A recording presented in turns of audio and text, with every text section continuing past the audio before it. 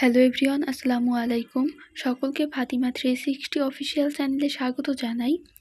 আপনারা যারা আমার চ্যানেলে নতুন তারা অবশ্যই আমার চ্যানেলটিকে সাবস্ক্রাইব করে দিবেন। আজকে আপনাদের সামনে চলে আসলাম নতুন আরেকটি ভিডিও নিয়ে। আজকের ভিডিওর বিষয় হচ্ছে পঞ্চম শ্রেণীর বৃত্তি পরীক্ষার ফলাফল প্রকাশিত হবার তারিখ সম্পর্কে। প্রাথমিক শিক্ষা অধিদপ্তরের একটি সূত্র জানিয়েছে, ফল প্রকাশের কাজ শেষ পর্যায়ে রয়েছে। ফলাফলে যেন কোনো ত্রুটি না থাকে সেজন্য সার্বিক বিষয়গুলো অধিদপ্তর যাচাই বাছাই করছে। এই কার্যক্রম শেষ করতে আরও কিছুদিন সময় লাগবে, এরপরই ফল প্রকাশিত হবে।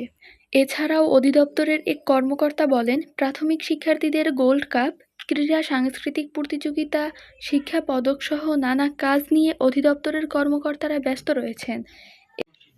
এজন্য কাজ কিছুটা ধীরগতিতে চলছে, তবে শীঘ্রই ফল প্রস্তুতির কাজ শেষ হবে।